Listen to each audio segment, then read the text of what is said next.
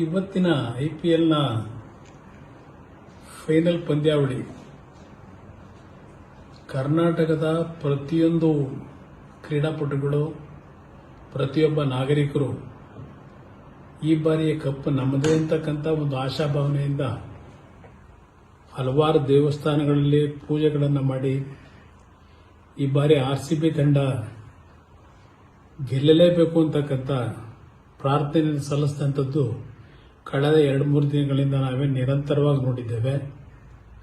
ಇವತ್ತಿನ ಈ ಒಂದು ಅಂತಿಮವಾದಂಥ 18 ವರ್ಷಗಳ ಶ್ರಮ ಇವತ್ತು RCB ತಂಡ ಫೈನಲ್ನಲ್ಲಿ ಗೆಲುವನ್ನು ಕಂಡಿದ್ದಾರೆ.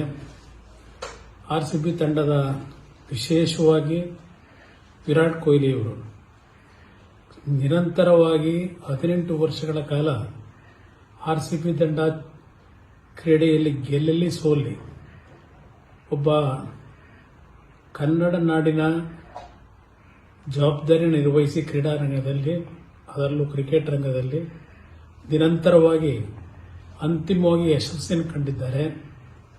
ಅಂತಿಮವಾಗಿ ಜಯವನ್ನು ಪಡೆಯತಕ್ಕಂಥ ಸಂದರ್ಭದಲ್ಲಿ ಅವರಲ್ಲಿ ಏನು ಒಂದು ಆನಂದ ಬಾಷ್ಪವನ್ನು ನಾವು ಕಂಡು, ಈ ಒಂದು ತಂಡದ ಪ್ರತಿಯೊಬ್ಬ ಕ್ರೀಡಾಪಟುಗಳ ಕಣ್ಣಲ್ಲಿ ನಾವು ಕಂಡಂಥ ಆನಂದ ಬಾಷ್ಪ ಪ್ರತಿಯೊಬ್ಬರಲ್ಲೂ ಇವತ್ತು RCBಯ ಒಂದು ಗೌರವವನ್ನು ಎತ್ತಿ ಹಿಡಿಯಬೇಕು ಅಂತಕ್ಕಂಥ ನಿಟ್ಟಿನಲ್ಲಿ ನಿರಂತರವಾಗಿ ಈ ಒಂದು IPLನ ಮ್ಯಾಚ್ಗಳಲ್ಲಿ ಅವರವರದೇ ಆದಂಥ ಶ್ರಮವನ್ನೇನು ಹಾಕಿದ್ದಾರೆ.